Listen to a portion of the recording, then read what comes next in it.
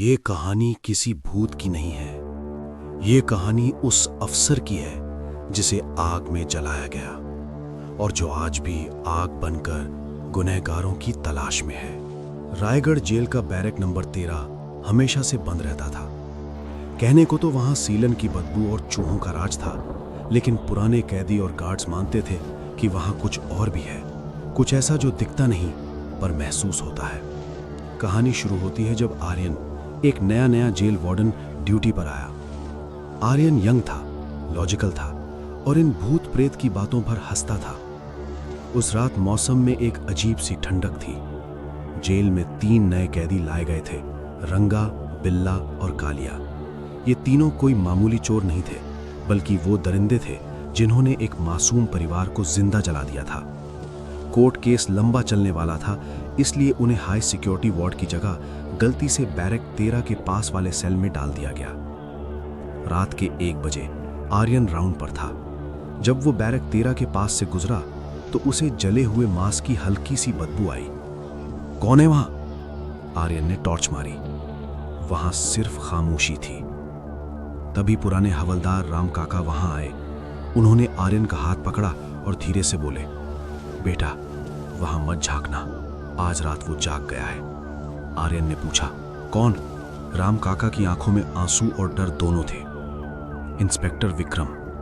20 साल पहले इसी बैरक में कुछ कैदियों ने बगावत करके इंस्पेक्टर विक्रम को कुर्सी से बांधकर जिंदा जला दिया था। विक्रम बहुत ईमानदार अफसर था। मरते वक्त वो चिल्लाया नहीं था, बस उसने उन दरिंदों की आंखों में देखकर कहा था, मैं वापस आऊंगा आग लेकर। रात के 2 बजे रंगा और बिल्ला, वो नए कैदी, जोर जोर से हंस रहे थे। वो अपने किए हुए क्राइम की डिटेल्स डिस्कस कर रहे थे, बिना किसी पछतावे के। अचानक लाइट फ्लिकर करने लगी। पूरी जेल में सन्नाटा छा गया। सिर्फ उन तीनों की आवाजें आ रही थीं। फिर अचानक उनके सेल का टेम्परेचर बढ़ने लगा। दिसंबर की ठंड में भी उन्हें पसीने आने लगे। रंगा चिल्लाया, ओए गार्ड, ये हीटर किसने चलाया बे? दम घुट रहा है यहां। आर्यन कंट्रोल रूम की तरफ भागा, लेकिन वहां सब कुछ नॉर्मल था। जब वो वापस सेल की तरफ दौड़ा तो नजारा खौफनाक था। बैरक 13 का दरवाजा, जो सालों से जंग खाकर बंद था, वो अपने आप खुल गया। एक भारी आवाज गूंजी जो किसी इंसान की नहीं लग रही थी। आवाज हवा में थी, दीवारों में थी। मासूमों की चीखें तुम्हें सुकून देती थी ना, अब अपनी चीखें सुनो। रंगा, बिल्ला और कालिया डर के मारे कोने में दुबक गए। उन्होंने देखा कि बैरक 13 के अंधेरे से धुएं का एक इंसानी साया बाहर आ रहा है। उस साये की शरीर पर वर्दी थी, लेकिन वो पूरी तरह जली हुई थी। उसका चेहरा नहीं था, बस 2 अंगारे जैसी आंखें थीं। भागो, बिल्ला चिल्लाया और दरवाजे को धक्का देने लगा, लेकिन दरवाजा जाम हो चुका था। तभी बिना किसी माचिस या पेट्रोल के उनके सेल के फर्श से नीली आग निकलने लगी। ये आग कपड़ों को नहीं, सीधा चमड़ी को पकड़ रही थी। बचाओ, आग आग! उनकी चीखें पूरी जेल में गूंज रही थीं।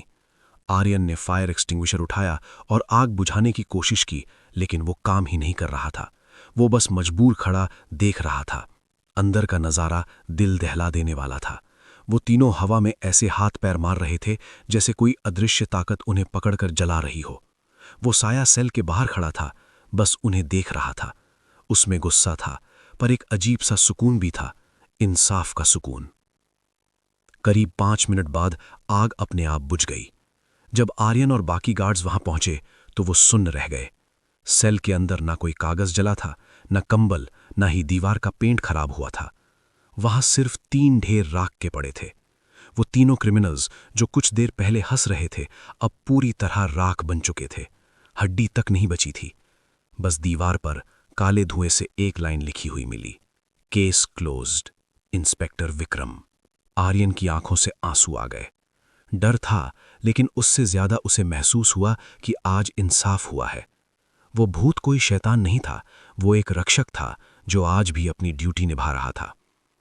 उस रात के बाद बैरक 13 से कभी कोई डरावनी आवाज नहीं आई, लेकिन कहते हैं कि जब भी कोई बलात्कारी या हत्यारा उस जेल में आता है तो उसे आज भी जले हुए मांस की बदबू आती है। कहानी की सीख: कानून की नजर से बच सकते हो, लेकिन कर्मों की आग और इंस्पेक्टर विक्रम की कैद से कोई नहीं बच सकता।